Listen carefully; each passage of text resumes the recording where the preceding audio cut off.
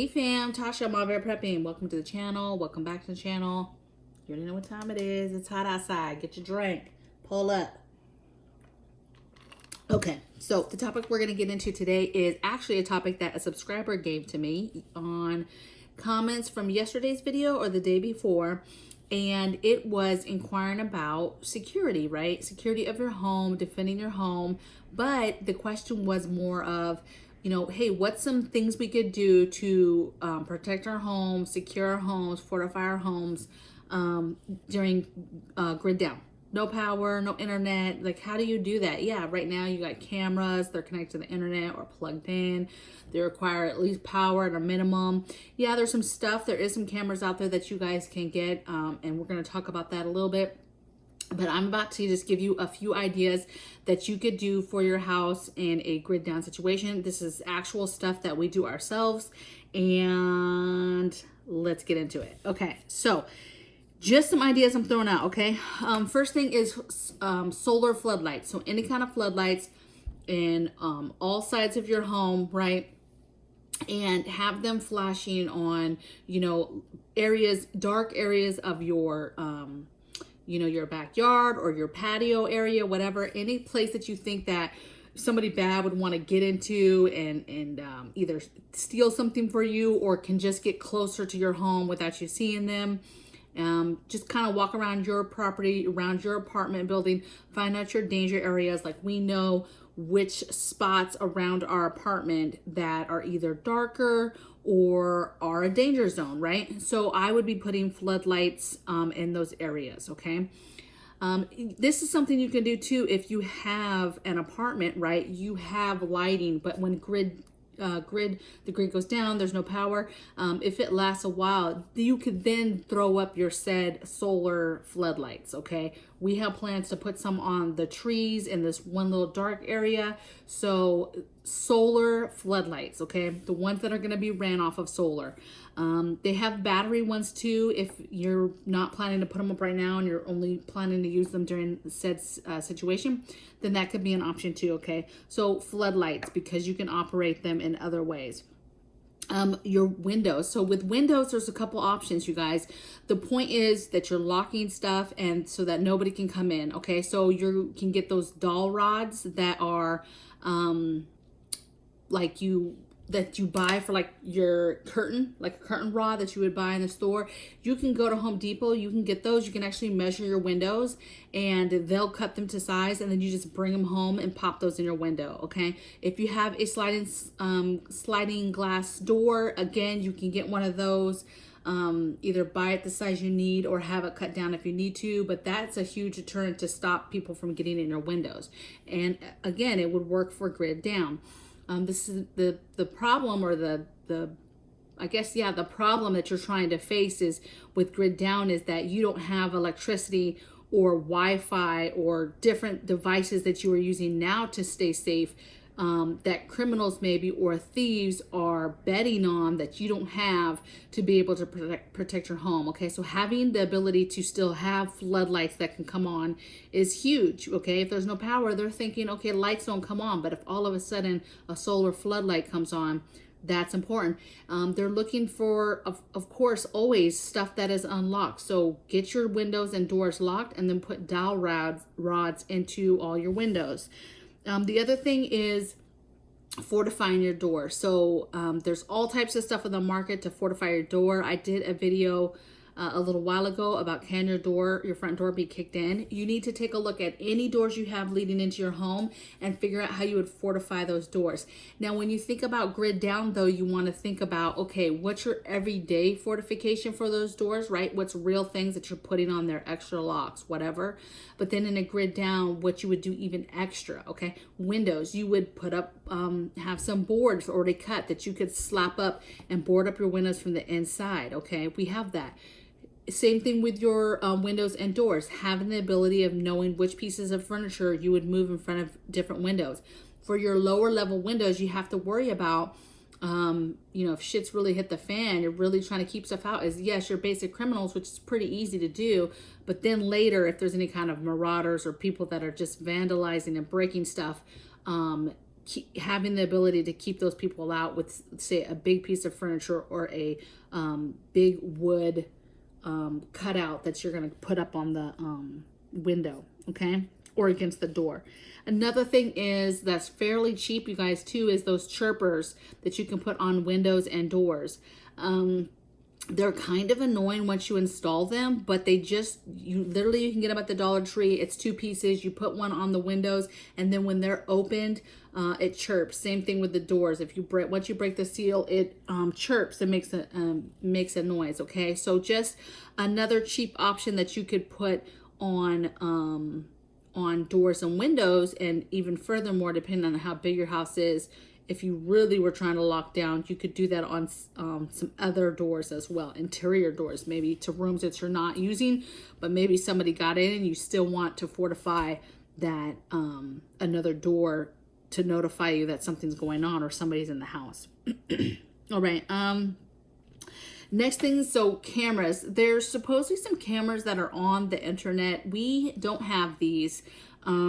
That don't take Wi-Fi, and then of course our battery ran.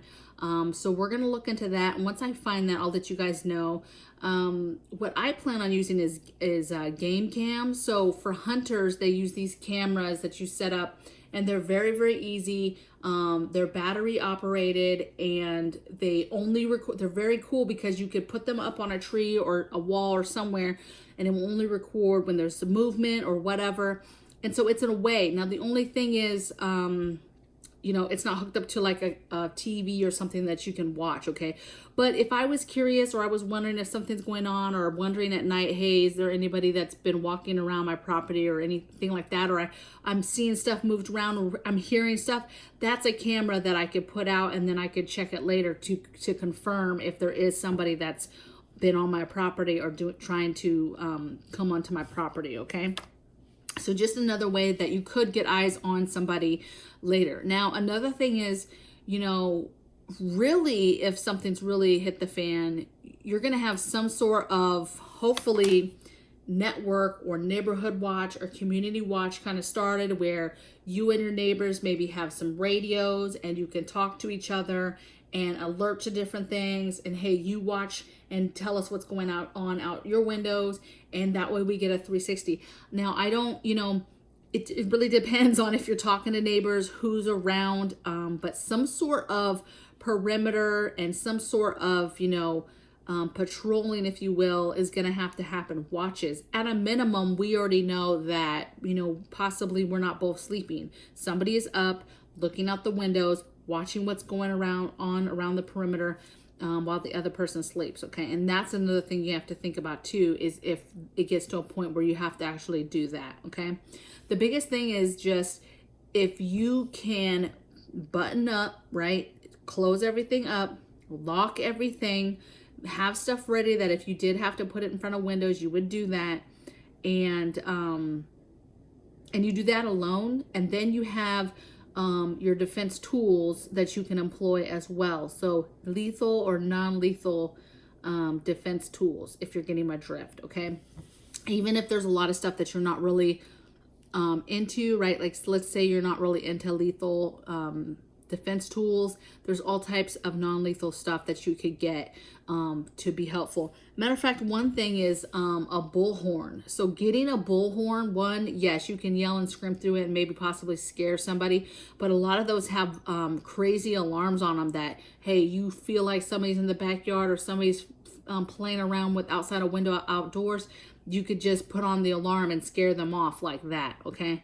But I think that if you are not, I'm not going to say a dummy, but if you don't make the simple mistakes that people make, which is like just not locking things up, that's a problem, okay? And if you ever get to a point where you're really trying to defend a perimeter or alert yourself and there's no type of alarm, there's all types of old school stuff that you can do to just help alert you that there's possibly somebody that has broke your perimeter, okay? Something as simple as stringing cans and things like that. There's simple things that you can put together to trip, to trip some sort of noise hazard that all of a sudden, okay, somebody's over there, somebody or an animal, something, but there's a lot of stuff that you can do, okay? But I know that a lot of us are in apartments, but let me tell you, don't sleep on that. We've walked the perimeter of our entire building. We've walked around where all our entry points are into our apartment. What does it look like on the outside of the building or on the outside of that window? Is there brush? Is there brush? Is there something that's a barrier already outside the window? And then what do we have inside the home that's barriers? Just always be thinking about, you know, what do you have on the outside and inside that would stop somebody being able to come into the entry points of the home. That's really what it comes down to. And you really don't need internet or power to do this. Yes, there's some cameras that, you know, that need that, but there's really a lot of stuff that you can do that has nothing to do with, you know, the internet and stuff, so that, you know, you can still utilize this stuff, whether there's power or not. Okay.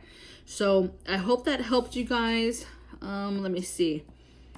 I think I talked about that. Another thing, you know, we talked a while ago about getting nosy with your neighbors. That is helpful in regards to any kind of scenario where you're trying to guard your home and secure your home and defend it. You know, you need to know which neighbors are around. What do they do? How close are they to you? Would they help you fend off people? Would they help you do some sort of patrols or watches, even from the inside of their homes? Like, nobody wants to leave, but everybody having eyes on a certain side of the building and we're all together, that's powerful. And then if you have a way to communicate with them, that's even better. So even if you have like a little set of radios, even cheap walkie-talkies that you're able to have and hand out, of course those have to be battery ran, or you have to of course be on some sort of solar generator that, you know, you're accounting for being able to, you know, charge up those radios. Okay, so I hope this was helpful. I cannot wait to hear in the comments below what you guys think I missed. What is something that you think you're doing for possibility of defending your home in a grid down situation? So stuff that doesn't take power or Wi-Fi, internet, any of that stuff. Help the group out, and I'll see you guys on the next video. Take care. Bye.